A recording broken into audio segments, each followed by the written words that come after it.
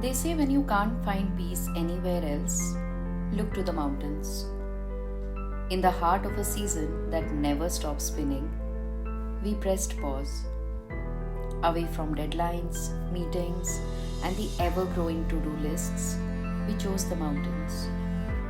Not just for the views, though they were breathtaking, but for a deeper kind of stillness. A time and space stolen gently out of chaos. To breathe, to laugh, to wander into silence and return with joy.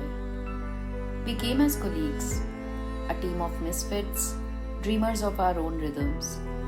But here, surrounded by pine trees and sky, we found something else.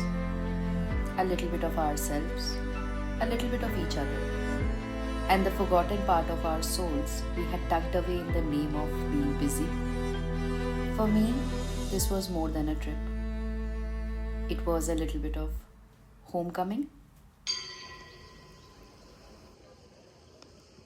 This was a trip long in the making. For months, between back-to-back events, endless projects, and the whirlwind that had become our everyday, we kept thinking of this much-needed break. What are our seats, Konse? 9, 10, 12, 13 and 14. None of us had taken a bus journey in a while. For me, it had almost been a decade.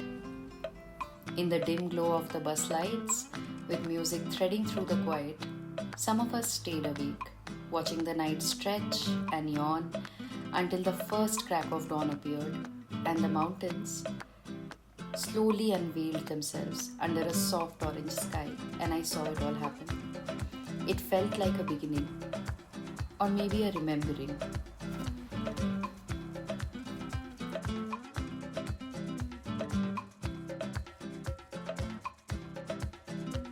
When we finally reached our Airbnb, it felt like stepping into a place that we were very familiar with since we had seen those pictures 100 times.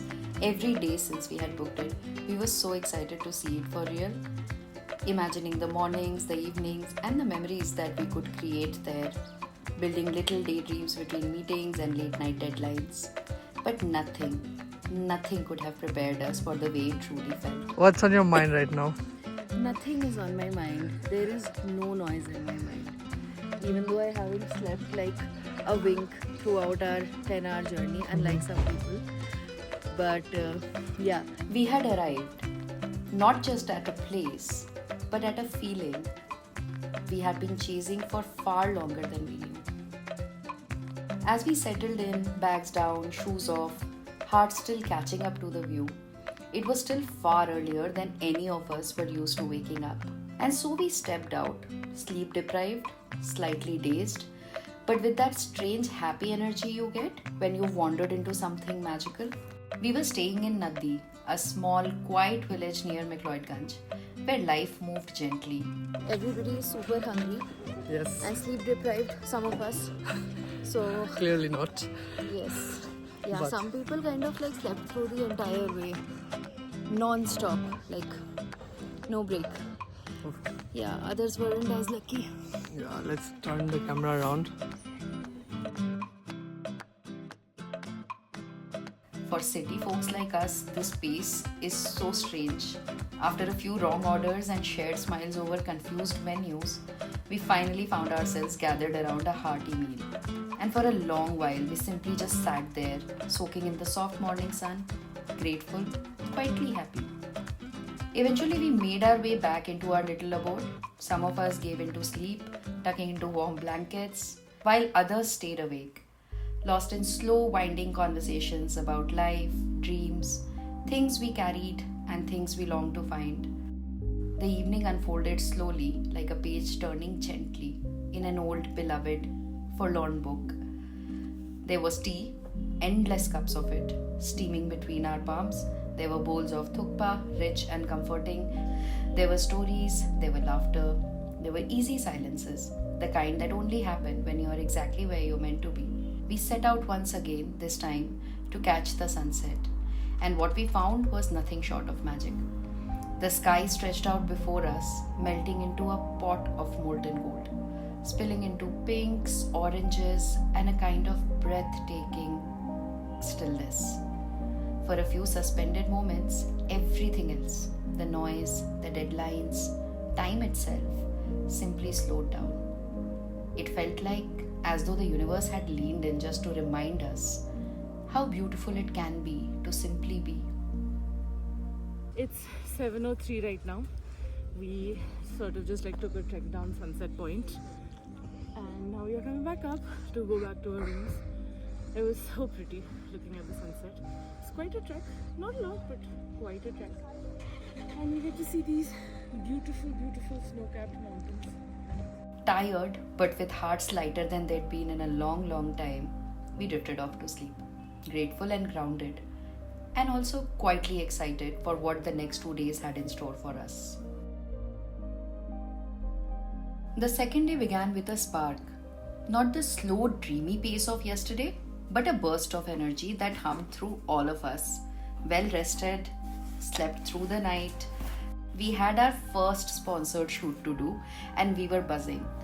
We got dressed, laid out our vision, joked around plenty, and stepped into the day to do what we love. The shoot was something that we'd actually been looking forward to, and when it finally happened, it felt even better than we'd imagined it would go. It was a collaboration with a clothing brand we loved, our first, and the theme was simple but special. We did a bit around art and mountains. After the shoot, we quickly changed and headed to McLeodganj. Also, if you didn't know, there are 2 people operating cameras throughout the trip. Yeah, One of them is me, second one is her.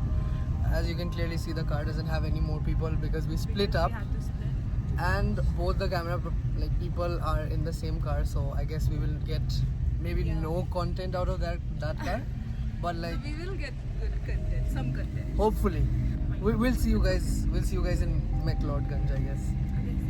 Yep. Once we reached McLeodganj, all of us took our own paths. Some of us wandered through its colorful lanes, others slipped into quiet cafes, quaint bookstores, everyone doing exactly what they needed to do in that moment. There is something special about traveling together, but still giving each other space to just be what you want to be. McLeodganj was full of it all. Art, so much of it, in every nook and corner, hidden and in plain sight. Stories, sounds, smells, a place that felt like it had a long lost soul of its own, parts of which just resonated with ours. We wrapped up our time in McLeodganj with a meal that felt like a warm hug at the end of a long day. All of us were so hungry, and this was the kind of food that just doesn't fill your stomach but somehow feeds your soul too. We came back to Nadi with full bellies, tired legs, and happy hearts, thinking the day had already given us everything we could ask for. There was a subtle, quiet magic in that moment. A feeling that no matter how busy life gets, this belief in what we are dreaming and in each other is what would carry us through. We ended the night in the most unexpected way with a crochet session. Yes, crochet. What started as a few laughs turned into a 100-meter long crocheted rope stitched together by overexcited and simultaneously tired hands and a lot of impatience, sleepy smiles, and a whole lot of laughter. It was messy, chaotic, and perfect. A memory we knew we would carry with us long after the trip was over. The next morning, we said goodbye to our beautiful Airbnb. With one last look from that balcony we'd come to love so much, we promised ourselves we'll return someday to sit there again for hours, doing nothing but just looking at the view outside. Our first stop of the day was the beautiful Norbolinka Monastery, a peaceful heaven of Tibetan art, craft, and culture. We hadn't eaten yet, so our first priority was brunch, and honestly, it turned out to be one of the best meals of the trip. Simple, wholesome, and exactly what we needed. And then we began to explore. Norbolinka wasn't just beautiful in its design, though the flowing springs, traditional architecture, and the landscaped gardens were stunning. But it was the spirit of the place that truly stayed with us. Each corner held a different craft: wood carving, sculpture, delicate line art, Rooms filled with quiet focus, skilled hands, and an energy of dedication that was almost contagious. It was a gentle reminder of how art, in its all forms, is not just about creating, but is also about connecting. Her hairstyle is like you. Right now or like in general? Right now. We still had a little time before the bus, and just as the sun began to dip, we asked our kind driver if he could take us somewhere where we could watch our final sunset. He took us to a place we would have never found on our own, and while we were very scared driving all the way up, but this was a hidden gem, truly in all its ways, quiet, untouched, bathed in golden light. It was just the most perfect ending. We sat there watching the sky turn into a painting, millions of shades of gold melting into the mountains. There's a word in Japanese, mono no aware. It means an awareness of the impermanence of things and a quiet appreciation for the fleeting beauty of life. That sunset was one of those moments. As we made our way back to the bus, we carried more than just souvenirs and photos. We carried a quiet understanding of the value of slowing down, of how deeply we believed in this shared dream called Poles of Art, of the joy of finding kindred spirits in one another as fellow creators, fellow believers, on this path of making something meaningful together. And as the bus rolled through the night, I slept so soundly, feeling safe, my heart full.